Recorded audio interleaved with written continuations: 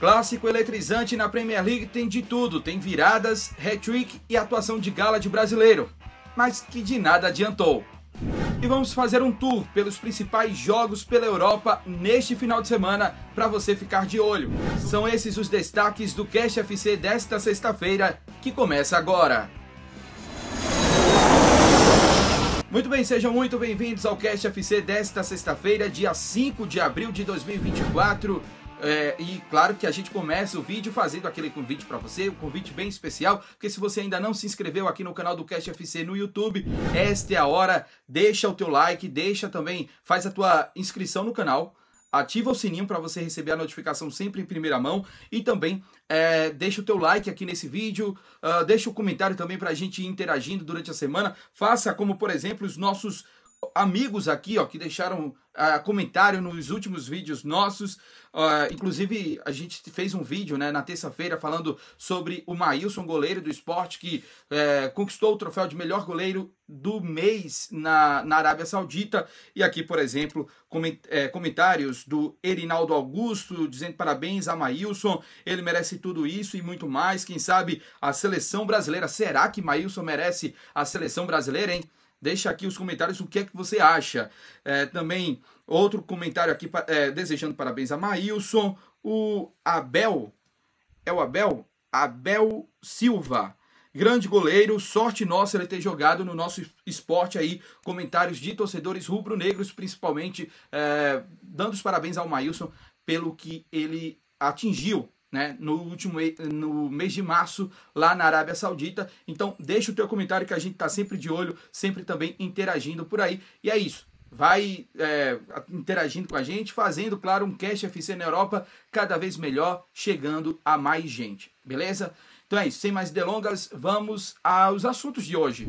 E olha só, a gente começa falando, não tinha como a gente não falar, porque o jogo de ontem, o clássico de ontem, foi de fato, está nas principais manchetes dos jornais esportivos pela Europa, pelo mundo inteiro, porque foi um jogaço. E aqui eu quero fazer uma meia-culpa, porque é o seguinte, no vídeo de ontem eu descredibilizei totalmente esse jogo, disse que não seria um clássico um pouco morno, eu até falei, né?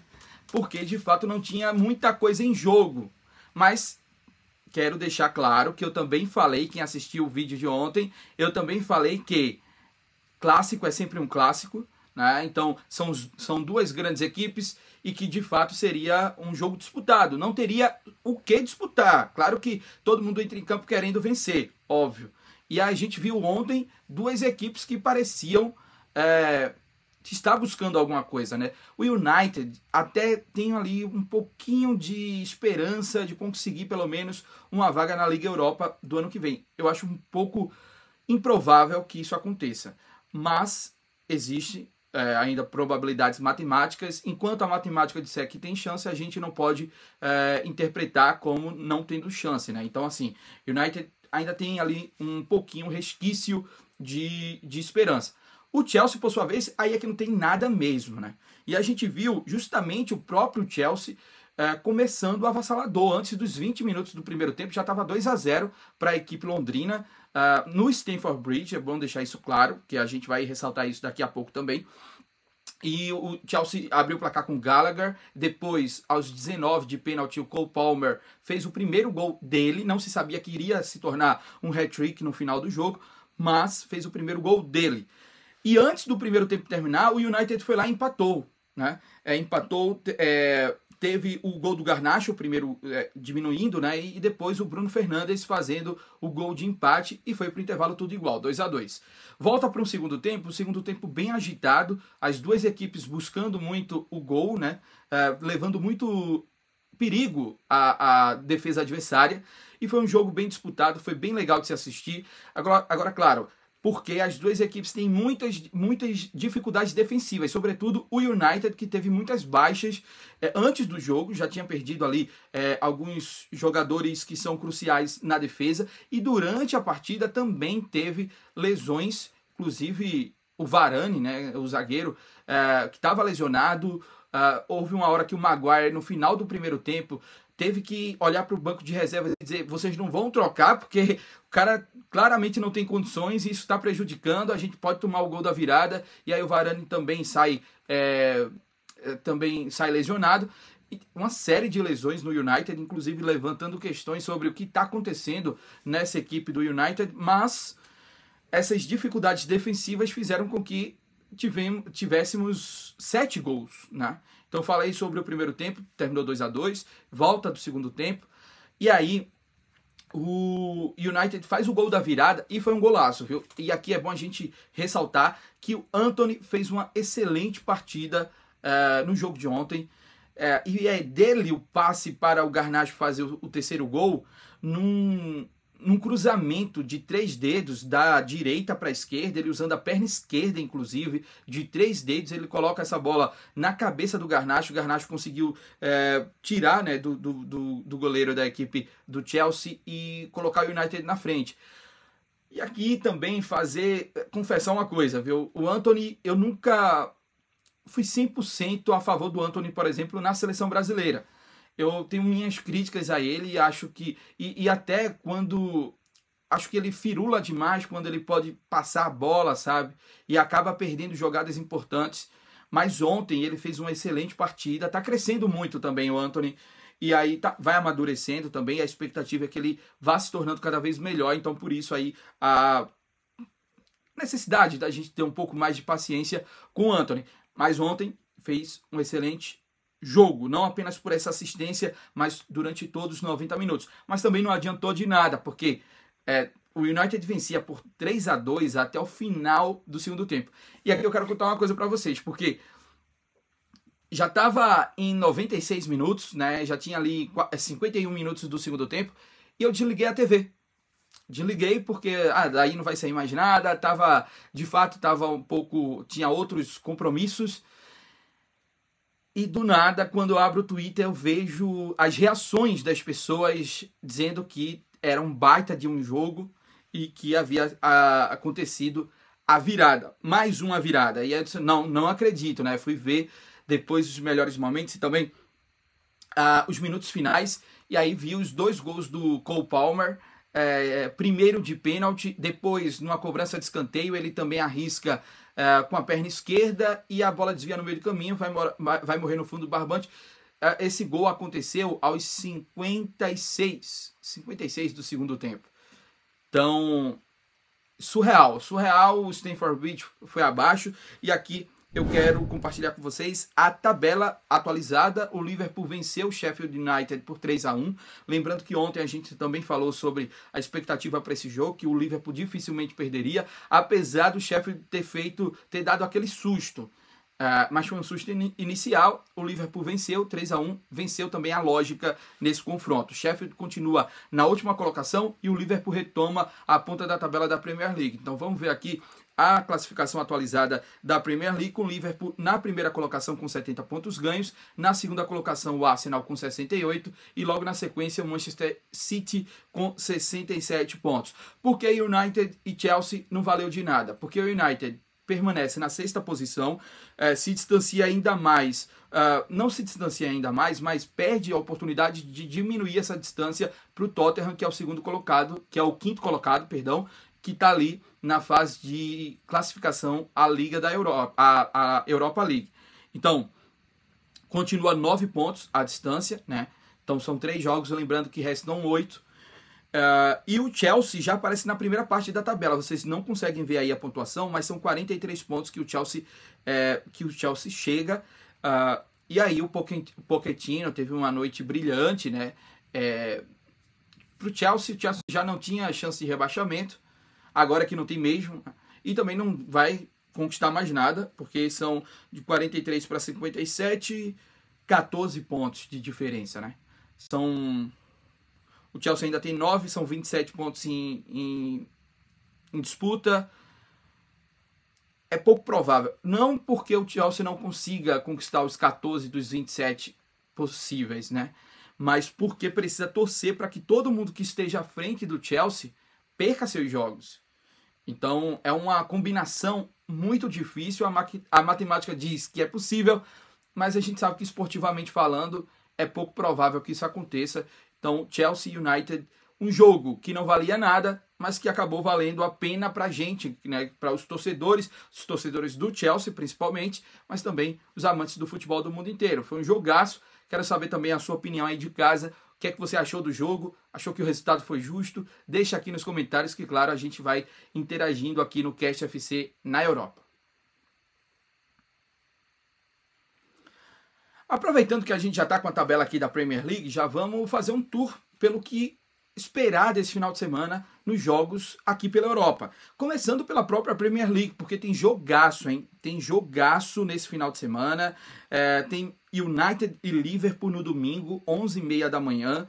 E pro United, esse jogo é em Old Trafford. E pro United, esse jogo continua sem valer muita coisa. Claro que, de novo, é um novo clássico. Então se espera um jogaço mais uma vez. O United com muita fragilidade defensiva, como eu falei, que ficou muito exposto nesse jogo contra o Chelsea ontem. E aí o Liverpool tem uma consistência defensiva muito grande e uma eficiência ofensiva gigantesca. E é por isso que o Liverpool está na ponta da tabela. Então esse jogo vale para o Liverpool a permanência na ponta da tabela e vale para o United, claro, a honra, né, a moral de vencer o Liverpool e continuar sonhando com essa Liga Europa. Esse jogo é no domingo, tá? 11h30 da manhã. Eu acho que o Liverpool...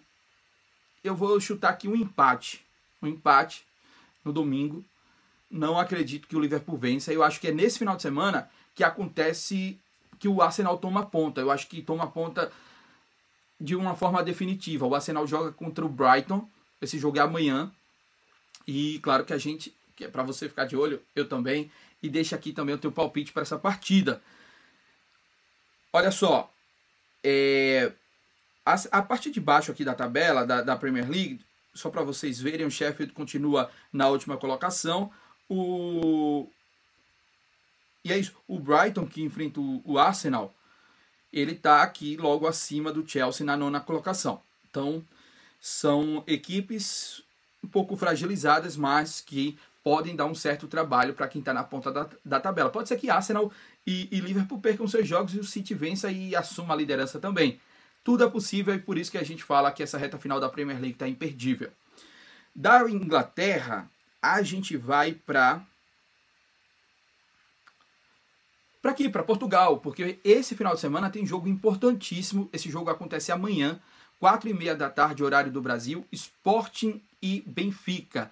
Esse jogo vai ser em Alvalade, no estádio José Alvalade, que é o estádio do Sporting. Lembrando que, recentemente, Sporting e Benfica se enfrentaram outras 2 vezes. E o Sporting venceu o Benfica na primeira, venceu por 2-1, e depois empatou em 2-2 e conseguiu se classificar à final da Taça de Portugal. Agora, pelo